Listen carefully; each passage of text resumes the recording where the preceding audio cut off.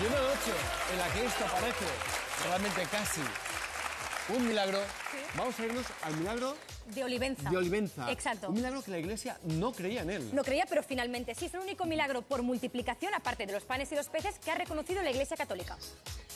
Se podría denominar como el milagro del siglo XX. De hecho, la propia Iglesia Católica lo reconoce de manera oficial. Es el milagro de la multiplicación del arroz, ocurrido en Olivenza, Extremadura, en 1949. El fenómeno sucedió en la casa del párroco, cuando la cocinera no disponía de suficiente arroz para dar de comer a 200 personas. Había un tazón de arroz y eso lo echó en la olla y se marchó. Y cuando volvió... Ocurre lo inexplicable, el arroz se ha multiplicado en la olla. Durante varias horas nunca se tuvo que echar carbón y además la comida salía condimentada. ¿Cómo es posible? Los allí presentes avisan a todo el pueblo para que puedan contemplar el milagro. Las puertas estuvieron abiertas y todo el mundo que quiso entrar lo vio. Aquel día fue de una impresión tremenda. Yo soy Francisco González, uno de los que estuvo presente en el milagro del arroz, y hoy os voy a contar lo que vi y lo que sentí en aquel momento. Pues ya estamos justamente con uno de los testigos que vivió un milagro, o presunto milagro, por el cual la Iglesia al principio no creía, ni mucho menos, hasta que habló con el párroco, habló con los testigos, entre ellos Francisco González. Francisco, buenas noches. Encantado. Un placer. Teresa Viejo, buenas noches. José Guijarro. Buenas noches, Javier. Francisco, lo más importante, ¿qué es lo que usted vio? Yo lo que vi, concretamente, es que el milagro empezó a la 1 de la tarde. Entonces, la cocinera puso una olla pequeñita para darle de comer a las familias de Olivenza. Y había solamente en la casa del párroco unos puñaditos de arroz. La cocinera echó el arroz y se fue a hacer sus quehaceres, volvió a la cocina y vio que la olla pequeñita ya se estaba casi a punto de rebosar el arroz. Pero aquello seguía. ¿Pero usted eso lo vio? Sí. Usted entenderá que nos lo explica y entenderá, ¿no?, que cuesta trabajo imaginar, ¿no? Esto cuesta trabajo imaginar, cuesta trabajo creerlo. Claro, pero cuéntame una cosa. Sí. ¿Qué decía la gente? O sea, ustedes cuando pasa esto que hacen llamada al pueblo para que lo vean. Pues la gente había, claro. Sí, se corrió la voz inmediatamente. ¿Y el arroz lo iban sacando y se lo iban comiendo? ¿O no? ¿Iban ustedes multiplicando las ollas y allá se quedaban las ollas? El arroz salía de aquella olla. ¿Y lo comían? Y de aquella olla se echaba para las ollas mayores. Yo comí de aquel arroz y está buenísimo. O sea que el arroz, ni agua, ni aceite, ni ajos, ni nada. ¿Y el párroco, salía condimentado. ¿Y el párroco qué es lo que decía? Tuvo el párroco mismo, cogiendo el arroz de la olla pequeña para rellenar las otras ollas de es grandes, importante mayores. hacer notar, Francisco, que para que sea considerado milagro debe haber la intercesión, por lo menos, de algún santo. Y aquí es donde entra en juego la fe de Leandra. La cocinera era Leandra. Entonces la cocinera... Era religiosa. Sí, y Leandra, cuando echó el arroz en la olla, invocó a Juan Macías, que entonces era beato. Vamos a añadir un elemento más en esta mesa, que es otra de las testigos que también vio ese milagro que la Iglesia asegura que se realizó en Olivenza. Alejandra, ¿de qué nos hablamos? Exacto, nos hemos desplazado hasta Olivenza para hablar con Fernanda Blasco, la otra testigo vivo que queda.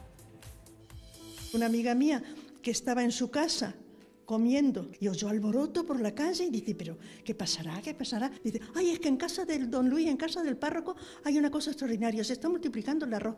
Del fondo empezaban a brotar los granos duros, como de un arroz recién echado. Te dabas cuenta de que aquello era imposible, porque sin echar más arroz, que del fondo empezar otra vez, que estaba por encima de las fuerzas de la naturaleza, que humanamente era imposible. Las puertas estuvieron abiertas y todo el mundo que quiso entrar lo vio. Aquel día fue de una impresión tremenda. Conoce usted, evidentemente, a Fernanda. Sí, perfectamente bien. Claro, ustedes vivieron aquel día juntos el milagro. Sí. Junto con el resto del pueblo. Sí. ¿Qué me diría a mí si yo le digo, con todo el respeto, don Francisco, Sí. Cuesta creer que esto pasará? Mucho. Cuesta creer porque puede ser que yo, si no lo veo, no lo hubiera creído. O sea, usted lo entiende, ¿no? Como Santo Tomás, si no entro en la mano de las llagas de Cristo, no creo. Y se lo digo con el máximo respeto, porque evidentemente no lo vio solamente usted, ni esta señora, lo vio el pueblo entero. Claro, Sí, pero aquí hay una cosa. Todo se para cuando el cura dice, se ha acabado, hasta aquí. Claro, ¿qué hubiese pasado si él no llega a decir eso? Perdón, pero ¿eso es lo que pasó? Eso es lo que pasó cuando el O sea, cura el cura dijo, hay un momento que dice... se ha acabado, han comido ya todos los que tenían hambre. Ahí para ya de brotar el El arroz. párroco preguntó si habían comido todo. si habían comido todas las familias, 100 y pico de familias. Toma Se ya, repartían por 100 y pico de familias. O sea, tanta gente mintiendo cuesta No, de y lo que imaginar, es más ¿eh? importante Imaginaros si no es llega a que puede decir que no. existir la suspicacia de que a lo mejor mientras no hay nadie en la cocina alguien eche en el cuenco, ¿no? Yo sabes que soy un poco escéptico en estas cosas. Tú y todo. No, yo no, ¿eh? Y la verdad... No, yo no soy nada escéptica. Pero vamos. escucha una cosa. Estamos hablando de la posguerra, estamos hablando de un pueblo que pasaba hambre. Ellos tenían que creer en algo. Claro. Podía haber también De una hecho, si me permites, histeria colectiva. Xavi Collado. Mira, la histeria no crea arroz. Pero la gente sí. Lo que dice justamente Xavi Collado es lo que nos explica Bernat Tifón, que es psicólogo forense, justamente, y dice algo muy parecido a lo que está explicando Xavi Collado.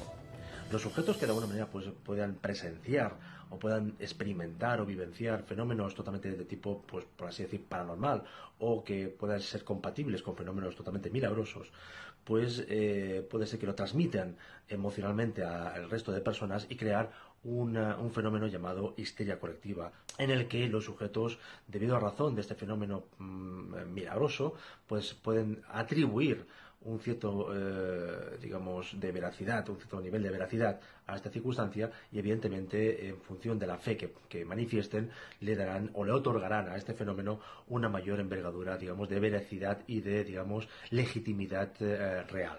Pues aquí está lo que explica justamente Bernat Tifón, psicólogo forense, curtido en 1000 batallas y que dice algo muy parecido a lo que explica Xavi Collado. Mira, yo quería añadir, a propósito de esto, de la histeria, que está muy bien sobre el papel porque nos falta creer. Es que no es una cuestión de fe de lo que estamos hablando. O sea, yo creo que la excepcionalidad del milagro es un hecho, es decir, Sí, la multiplicación pero de los nuestra parte racional sí, pero, también pero tiene que estamos hablando de un milagro aflorar. validado por la Santa Sede, y que la Iglesia Católica dé fe de un milagro es un proceso Año 49. De hecho, complicadísimo, 20 eso es años de año lo que nos 49. cuenta justamente nuestra próxima invitada. Exacto, lo que nos cuenta Laura Falcó, que ¿por qué tardó tanto en validarse este milagro? Bueno, tardó muchos años realmente en considerarse un milagro. De hecho, no fue, creo, hasta el año 74 en que se verificó que eso era un milagro, o sea, bastantes años.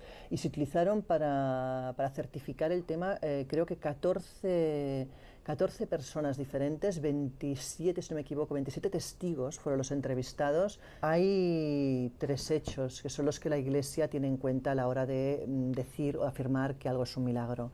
El primero es que sea científicamente comprobables. 2, que sea algo que supere las fuerzas naturales, es decir, algo que realmente no puedas explicar desde la física o desde un fenómeno natural. Es decir, si alguien está muerto y de repente resucita, evidentemente eso científicamente no tiene explicación alguna y la naturaleza no lo proporciona. Y el tercero es que en esa ecuación entre Dios como eje, porque si eso ocurre pero no entra Dios como eje, se considera un prodigio, no un milagro.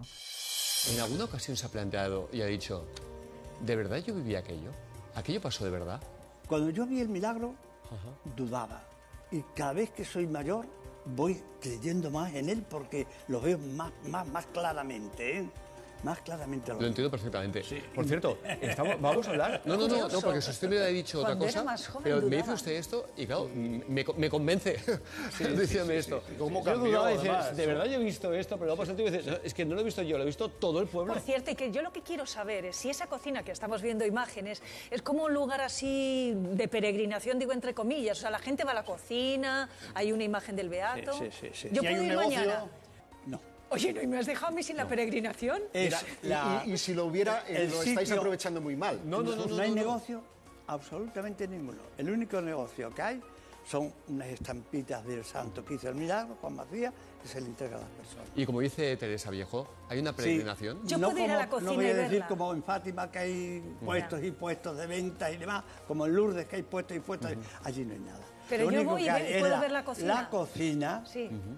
que existe la cocina, no es ninguna basílica ni nada, una habitación que era una cocinita donde está una cocina que no era la primitiva ni la que ocurrió el milagro, una reproducción. ¿Cómo es posible? Me refiero, ¿Cómo es posible que no se mantenga esa cocina? Eso me pregunto yo. Claro. Yo porque tenía 17 años no me di cuenta. Si no cojo la cocina, cojo la olla pequeñita y Tampoco está la olla. Tampoco la olla. Tampoco, ni la olla ni nada. Es que a mí me parece Y esto prueba que no había un ánimo de engañar.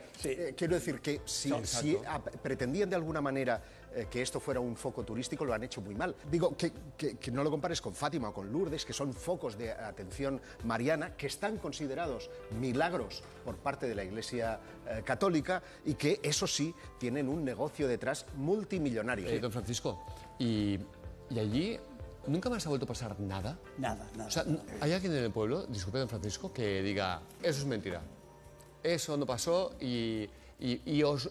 Todos quisisteis creerlo? Mira, en el pueblo existe así como una anécdota, ¿eh?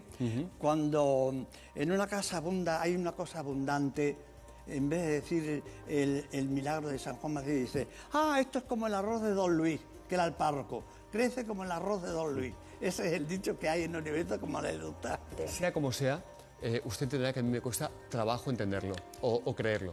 Sí. Pero tanta gente en un pueblo no van a estar engañándose a sí mismos ante algo que no han vivido. Por tanto, a mí personalmente, como mínimo me ha sembrado la duda, don Francisco, y ahí tuvo que pasar algo fuera de lo normal, porque no es normal que tanta gente creyera haber visto aquello.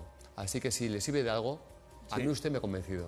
Sí. A usted, ha sido un placer enorme estar con usted. Porque es demasiada gente. Y es memoria viva, Paco, es un lujo tenerle aquí, vamos.